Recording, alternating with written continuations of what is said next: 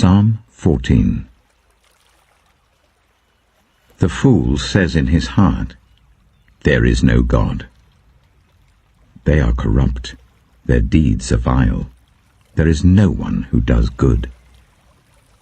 The Lord looks down from heaven on all mankind to see if there are any who understand, any who seek God. All have turned away, all have become corrupt. There is no one who does good, not even one. Do all these evildoers know nothing? They devour my people as though eating bread. They never call on the Lord. But there they are, overwhelmed with dread. For God is present in the company of the righteous. You evildoers frustrate the plans of the poor, but the Lord is their refuge. Oh, that salvation for Israel would come out of Zion. When the Lord restores his people, let Jacob rejoice and Israel be glad. Proverbs chapter 9. Wisdom has built her house. She has set up its 7 pillars. She has prepared her meat and mixed her wine. She has also set her table. She has sent out her servants, and she calls from the highest point of the city.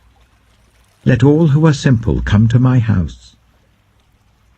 To those who have no sense, she says, "Come, eat my food and drink the wine I've mixed. Leave your simple ways, and you will live. Walk in the way of insight." Whoever corrects a mocker invites insults. Whoever rebukes the wicked incurs abuse. Do not rebuke mockers, or they will hate you. Rebuke the wise, and they will love you. Instruct the wise, and they will be wiser still. Teach the righteous, and they will add to their learning. The fear of the Lord is the beginning of wisdom, and knowledge of the Holy One is understanding. For through wisdom your days will be many, and years will be added to your life. If you are wise, your wisdom will reward you. If you are a mocker, you alone will suffer. Folly is an unruly woman. She is simple and knows nothing. She sits at the door of her house, on a seat at the highest point of the city, calling out to those who pass by, who go straight on their way. Let all who are simple come to my house. To those who have no sense, she says, "Stolen water is sweet. Food eaten in secret is delicious." But little do they know that the dead are there, that her guests are deep in the realm of the dead. John chapter 7. After this, Jesus went around in Galilee. He did not want to go about in Judea, because the Jewish leaders there were looking for a way to kill him. But when the Jewish festival of Tabernacles was near, Jesus' brothers said to him, "Leave Galilee and go to Judea, so that your disciples there may see the works you do. No one who wants to become a public figure acts in secret. Since you are doing these things, show yourself to the world." For even his own brothers didn't believe in him. Therefore Jesus told them, "My time is not yet here. For you, any time will do. The world cannot hate you, but it hates me because I testify that its works are evil. You go to the festival. I'm not going up to this festival because my time is not yet fully come." After he had said this, he stayed in Galilee. However, after his brothers had left for the festival, he went also, not publicly, but in secret. Now at the festival the Jewish leaders were watching for Jesus and asking, "Where is he?" Among the crowds there was widespread whispering about him. Some said, "He is a good man." Others replied, "No, he deceives the people." But no one would say anything publicly about him for fear of the leaders. Not until halfway through the festival did Jesus go up to the temple courts and begin to teach. The Jews there were amazed and asked, "How did this man get such learning? without having been taught?" Jesus answered, "My teaching is not my own. It comes from the one who sent me. Anyone who chooses to do the will of God will find out whether my teaching comes from God or whether I speak on my own. Whoever speaks on their own does so to gain personal glory. But he who seeks the glory of the one who sent him is a man of truth. There is nothing false about him. Has not Moses given you the law? Yet none of you keeps the law. Why are you trying to kill me?" "You are demon-possessed," the crowd answered.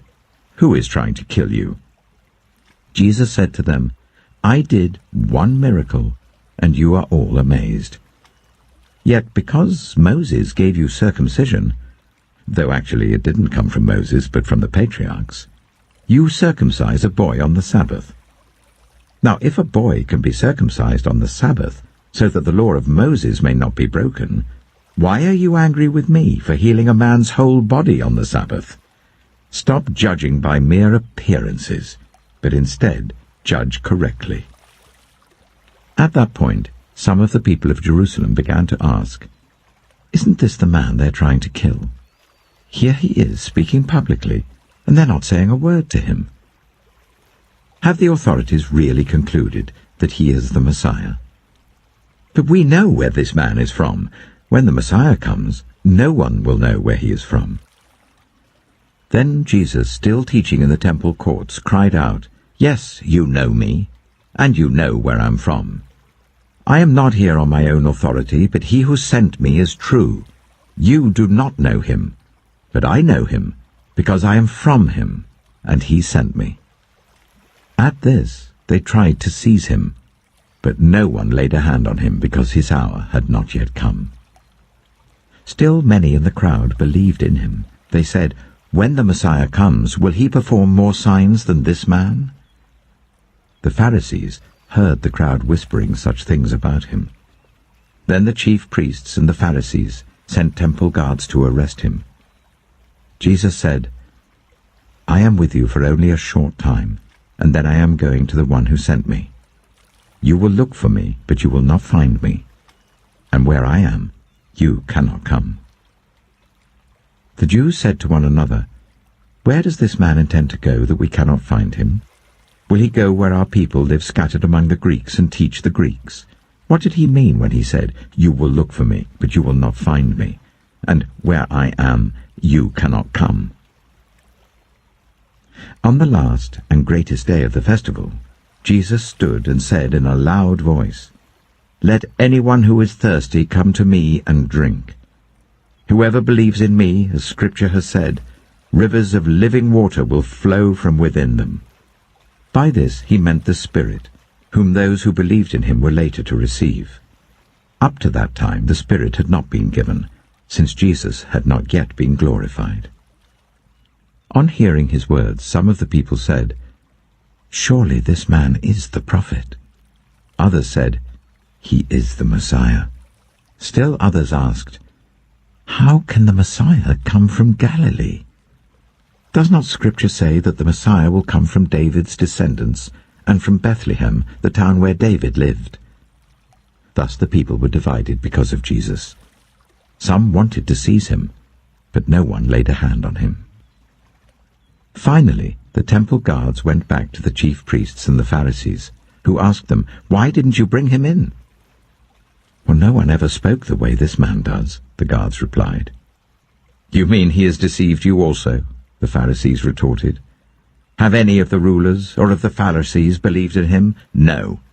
But this mob that knows nothing of the law, there is a curse on them." Nicodemus, who had gone to Jesus earlier, and who was one of their own number, asked, "Does our law condemn a man without first hearing him to find out what he's been doing?" They replied, "Are you from Galilee too?